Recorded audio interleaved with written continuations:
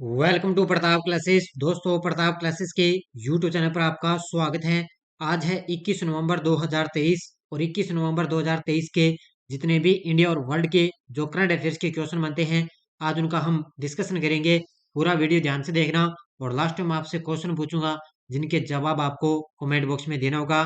आज अपने पढ़ेंगे कि 72वीं मिस यूनिवर्स 2023 का खिताब किसने जीता, ओपन एआई की नई अंतरिम सीईओ किसे नियुक्त किया गया और भारत का सकल घरेलू उत्पाद में डॉलर का आंकड़ा कितना हो चुका है, इनकी आज हम चर्चा करेंगे।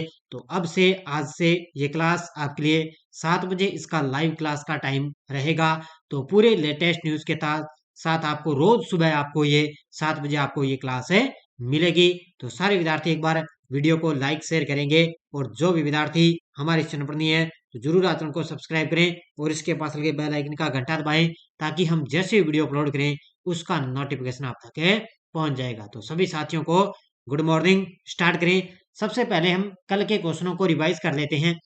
हाल में विश्व कप 2023 का फाइनल खिताब किस टीम ने जीता? तो ये ऑस्ट्रेलिया ने जीता।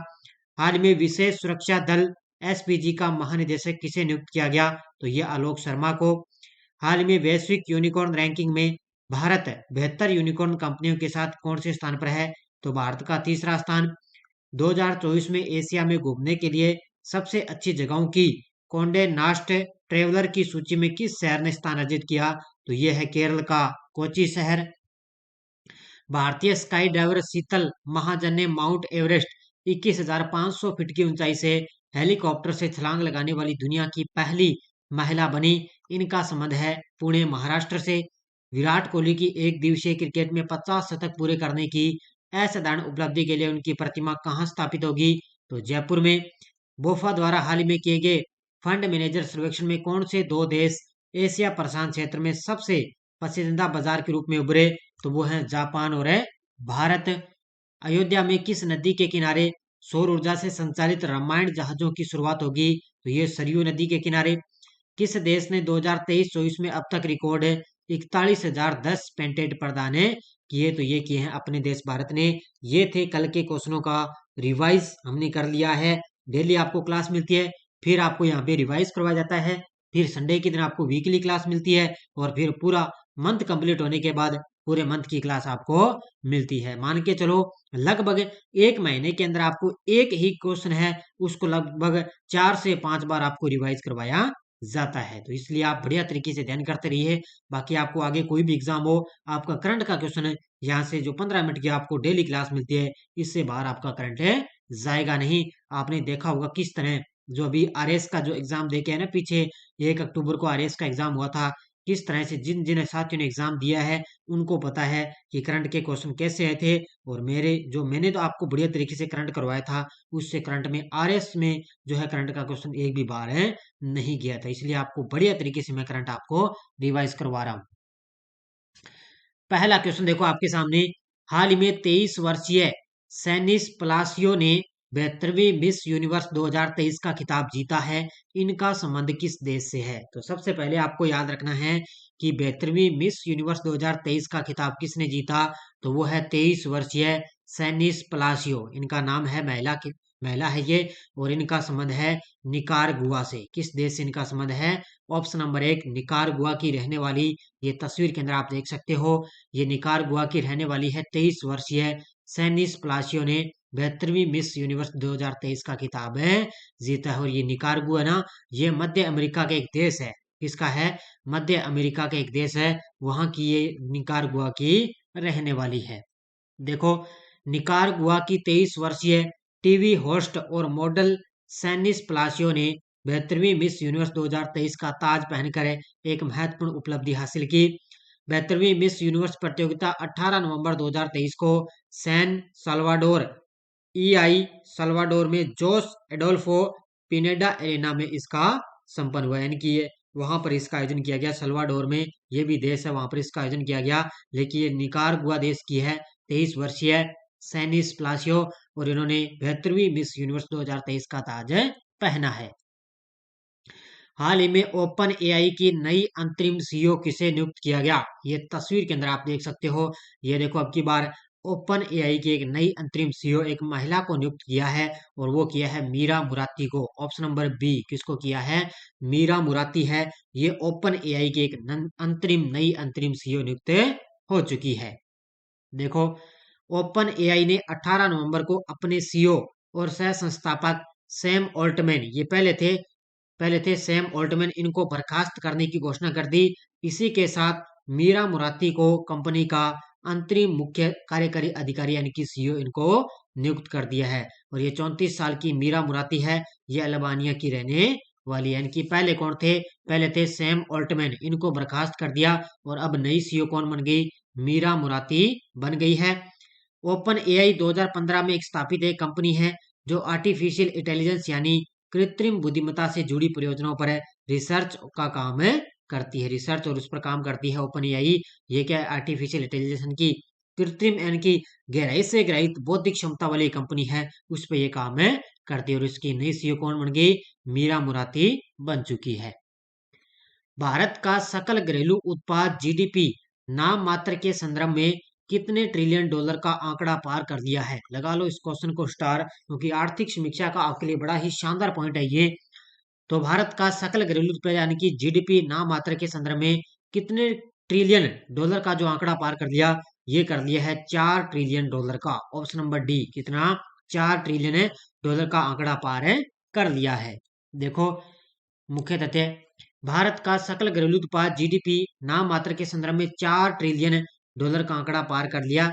यह उपलब्धि भारत की मजबूत आर्थिक वृद्धि को रेखांकित रखती है और एक प्रमुख वैश्विक आर्थिक ताकत के रूप में इसकी स्थिति को मजबूत करती है। और आपको पता है वैसे भी 2027 के अंदर भारत है वो दुनिया की तीसरी सबसे बड़ी अर्थव्यवस्था बनने जा रहा है। धीरे धीरे अपने भारत की जो अर्थव्यवस्था वो मजबूत होती जा रही है। हाल में आरबीआई के किस पूर्व गवर्नर का 18 नवंबर 2023 को निधन हो चुका है? तो ये कौन थे? तो आरबीआई के पूर्व गवर्नर थे, कौन है? ये थे S Venkataraman. Option number C, कौन थे? Option number C, S Venkataramanan. ये क्या थे? आरबीआई के पूर्व गवर्नर। और इनका 18 नवंबर 2023 को निधन हो चुका है। ये तस्वीर के अंदर आप देख सकते हो, ये है एस वेंकटरमण। देखो, भारतीय रिजर्व बैंक आरबीआई के पूर्व गवर्नर एस वेंकटरमणन का 18 नवंबर 2023 को निधन हो गया। वेंकटरमणन भारतीय प्रशासनिक सेवा यानी कि आईएससी ये सदस्य थे और रिजर्व बैंक गवर्नर की भूमिका संभालने से पहले उन्होंने वित्त सचिव और बाद में कर्नाटक सरकार के सलाहकार के रूप में भी इन्होंने कार्य किया। और ये दिसंबर 1990 से दिसंबर 1992 के बीच में आरबीआई में इन्होंने काम किया था। 1990 से लेकर 1992 के बीच में इन्होंने काम किया और अभी हाल ही में इनका निधन हो चुका है। हाल ही में जेवियर माइली किस देश के नए राष्ट्रपति बने हैं? ये तस्वीर के अंदर आप देख सकते हो, ये हैं जेवियर माइली और ये बन चुके हैं अर्जेंटीना के नए राष्ट्रपति। ऑप्शन नंबर ए, किसके बन गए? अर्जेंटीना के नए राष्ट्रपति कौन बन गए? जेवियर माइली, ये अर्जेंटीना के नए राष्ट्रपति बन चुके हैं। देखो, अर्जेंटीना वासियों ने जेवियर माइली को अपना अगला राष्ट्रपति चुना है, जो एक स्वघोषित अराजक पूंजीवादी राष्ट्रपति है जिनकी सनसनीखेज बयानबाजी की तुलना पूर्व अमेरिकी राष्ट्रपति डोनाल्ड ट्रंप से की जाती है। तो पूर्व अमेरिकी राष्ट्रपति पहले कौन थे? डोनाल्ड ट्रंप थे। इनसे इनकी तुलना भी की जाती है। तो अर्जेंटीना के नए राष्ट्रपति कौन बन गए? जेवियर माइली बन चुके हैं। ट्रैक्सन के आंकड़ों के अनुसार महिला नेतृत्व वाले स्टार्टअप में से कौन सा शहर सबसे आगे है? किसके अनुसार है? ट्रैक्सन के आंकड़ों के अनुसार। तो महिला नेतृत्व वाले स्टार्टअप में कौन सा शहर सबसे आगे है? और वो है बेंगलुरु। कौन सा शहर सबसे आगे है? बेंगलुरु। उसके बाद में मुंबई का स्थान है, फिर नई दिल्ली का स्थान आता है। तो सबसे टॉप पर है बेंगलुरु, 2 नंबर पे है मुंबई और 3 नंबर पे नई दिल्ली। तो ट्रैक्सन के आंकड़ों के अनुसार महिला नेतृत्व वाले स्टार्टअप में कौन सा शहर सबसे आगे है? ये बेंगलुरु। देखो, ट्रैक्सन के आंकड़ों के अनुसार 1783 उद्यमियों के साथ बेंगलुरु है महिला नेतृत्व वाले स्टार्टअप में सबसे आगे है। इसके बाद मुंबई 1480 और दिल्ली 1195 है। भारत के स्टार्टअप परिदृश्य में उल्लेखनीय वृद्धि देखी गई, जो संयुक्त राज्य अमेरिका और चीन के बाद दुनिया में तीसरे सबसे बड़े केंद्र के रूप में उभरा है। तो याद रखना, तीनों ही चीज मैंने बता दी। भारत का इसके अंदर तीसरा स्थान आता है महिला स्टार्टअप नेतृत्व में। ठीक है, भारत का तीसरा स्थान आ गया। और भारत के अंदर अगर हम बात करें तो भारत के अंदर सबसे टॉप पर है बेंगलुरु शहर। वैसे सबसे टॉप पर कौन है? अमेरिका 1 नंबर पे, और 2 नंबर पे है चीन। अब आपको एक पॉइंट याद रखना है, AFMC। AF है MC को प्रेसिडेंट्स कलर से सम्मानित। इसका मतलब होता है, क्या होता है? सशस्त्र बल मेडिकल कॉलेज। देखो 1 दिसंबर आने वाली है, तो 1 दिसंबर को राष्ट्रपति द्रौपदी मुर्मू अपने प्लेटिनम जुबली वर्ष को चिन्हित करते हुए एक भव्य समारोह में सशस्त्र बल मेडिकल कॉलेज यानी कि AFMC को प्रतिष्ठित राष्ट्रपति का सम्मान प्रदान करने के लिए तैयार है। और ये याद रखना, प्रेसिडेंट्स कलर का मतलब होता है जिसे राष्ट्रपति का निशान भी कहा जाता है, और ये किसी भी सैन्य इकाई को दिया जाने वाला सर्वोच्च सम्मान होने का गौरव रखता है। यानी कि बहुत बड़ा ये सैन्य इकाई को ये पुरस्कार सम्मान दिया जाता है, प्रेसिडेंट कलर है। और ये अभी 1 दिसंबर को क्या है? सशस्त्र बल मेडिकल कॉलेज को दिया जाएगा। किसके द्वारा? राष्ट्रपति द्रौपदी जी मुर्मू जी के द्वारा। ये है हमारा टेलीग्राम ग्रुप। टेलीग्राम पे आप प्रताप क्लासेस सर्च करोगे तो हमारे टेलीग्राम ग्रुप को ज्वाइन कर सकते हो। इस पर आपको कोई सूचना आती है, कोई लिंक आता है, और आपको रोज आपको शाम को क्विज भी आपको टेलीग्राम पर इसकी मिलती है। अब देखो पिछले वीडियो क्वेश्चन क्या था?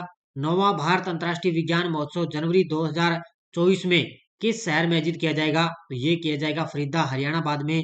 ये फरीदाबाद है, हरियाणा के अंदर है। बहुत सारे विद्यार्थियों ने शानदार तरीके से जवाब दिए, उन सभी को हार्दिक शुभकामनाएं। अब देखो क्वेश्चन फॉर यू, हाल में पादप स्वास्थ्य प्रबंधन पर अंतर्राष्ट्रीय सम्मेलन 2023 किस शहर में आयोजित हुआ? हैदराबाद, भुवनेश्वर, अहमदाबाद, इंदौर। इसका जवाब आपको कमेंट बॉक्स में देना है। और बहुत जल्दी आपके लिए सूचना सहायक, संगणक और जूनियर अकाउंटेंट के लिए करंट की क्लासें आपके लिए स्टार्ट होने जा रही है। बस आपका इंतजार खत्म होने वाला है। जो साथी सूचना सहायक की तैयारी कर रहे हैं उसके लिए आपके लिए जो मैं करंट की क्लासें आपके लिए स्टार्ट कर दी ना, बढ़िया तरीके से देख लेना। आपका करंट का क्वेश्चन एक भी बार है नहीं जाएगा। तो बस आप बढ़िया तरीके से अध्ययन करते रहिए। आपका करंट इतना आपको सरल लगने लग जाएगा कि आपके लिए करंट कुछ है ही नहीं। तो बस आप बढ़िया, आपको डेली बस क्लास है देखनी पड़ेगी। चाहे 15 मिनट की क्लास है, चाहे 12 मिनट की क्लास है, चाहे आपके लिए 17-18 मिनट की क्लास है, ये आपको क्लास बढ़िया तरीके से आपको देखनी चाहिए। तो सारे साथी एक बार वीडियो को लाइक शेयर करेंगे।